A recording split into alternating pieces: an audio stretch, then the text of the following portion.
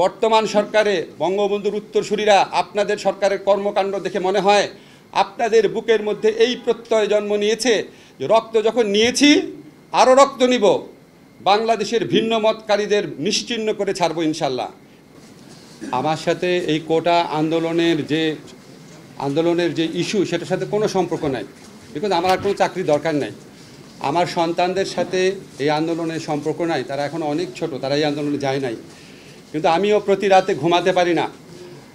কালকে ফোন এসেছে বেসরকারি বিশ্ববিদ্যালয়ের ছেলেমেয়েদেরকে ভাটারা থানায় ধরে নেওয়া হয়েছে, অত্যাচার করা হয়েছে। কালকেই ফোন এসেছে বাংলা বিভাগের একজন ছাত্রকে ধরে নিয়ে যাওয়া হয়েছে।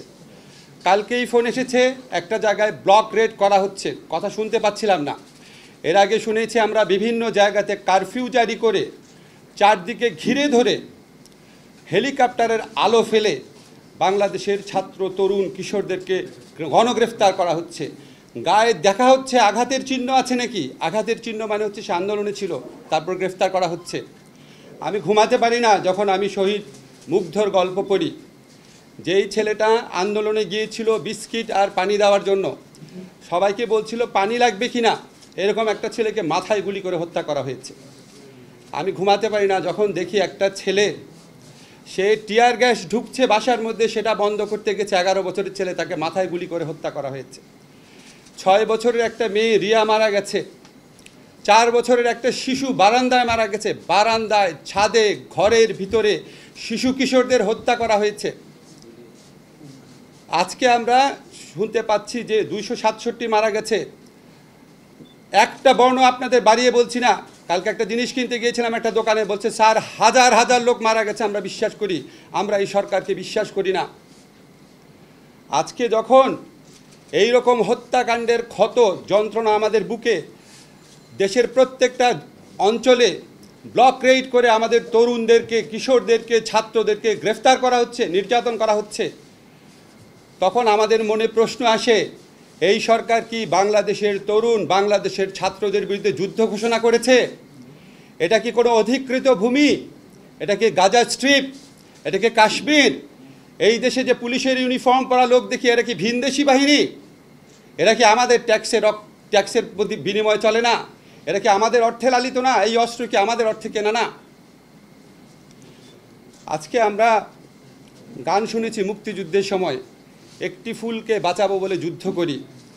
আজকে 6টা বাচ্চার ছবি যখন, শিশু বাচ্চার ছবি যখন বিভিন্ন জায়গায় ফেসবুকে দেওয়া হয়, 6টা ফুল ঝরে গেছে।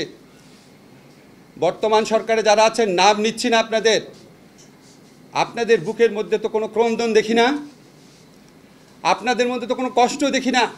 সারাক্ষণ স্থাপনা স্থাপনা স্থাপনার জন্য কষ্ট। এটা তো আমাদের টাকায় করা, আমরা কষ্ট পাবো, আমরা যন্ত্রণায় ভুগবো। আপনার তো মেট্রো রেলে চলতে হয় না, আপনারা তো রাস্তায় যাওয়ার সময় সমস্ত মানুষকে আটকে রাখেন বেআইনিভাবে। আজকে এই 6টা ফুল যে ঝরে গেছে, আজকে যে 19টা অপ্রাপ্তবয়স্ক মানুষ মারা গেছে, আজকে 21 জনকে বেওয়ারিশ লাশ হিসেবে দাফন করা হয়েছে।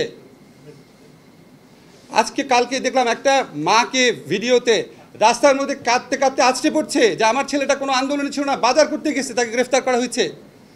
এই সরকার কি সমস্ত তরুণ কিশোরদেরকে গ্রেফতার করবে?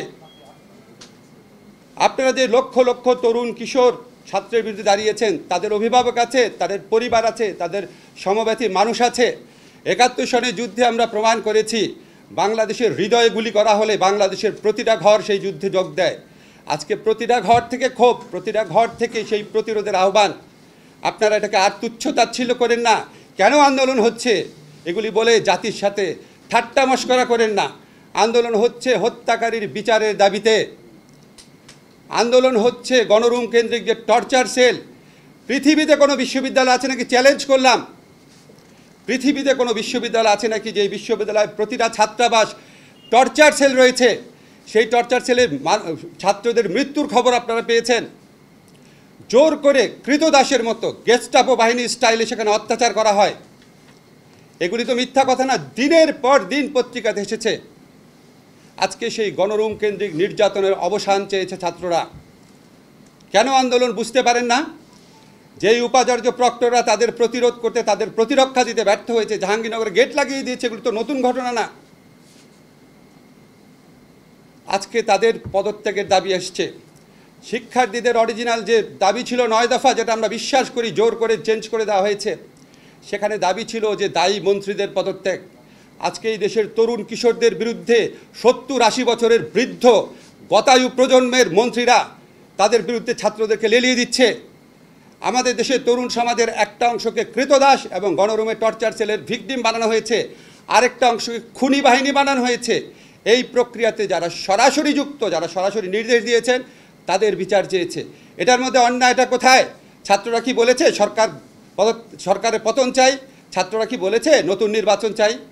তারা তো এগুলি বলে নাই। আপনারা এই দাবি মেনে নিচ্ছেন না কেন? সমস্যা কি? আপনি যদি নিজে খুনি না হন, তাহলে খুনের বিচার কেন করছেন না? আজকে আবু সাঈদের বুকে এইভাবে গুলি করার পর এজাহারে লেখা হয়েছে আন্দোলনকারী ইট পাটকেলে ফাজলামি করেন আমাদের সাথে। এই ফাজলামি মানুষের বুকে ক্ষত হয়ে থাকে না? কতজনকে মারবেন? আমাদের সন্তানরা আমাদের সাহস দেয় এখন, আমাদের কিশোররা আমাদের সাহস দেয় এখন। আমরাও ভয় পাই না, আমরা অত্যাচারের ভয় পাই না। এই হত্যাকাণ্ডের বিচার করতে হবে, এখানে কোনো ছাড় নাই। আজকে শোক দিবস পালন করেন, রসিকতা করেন জাতির সাথে।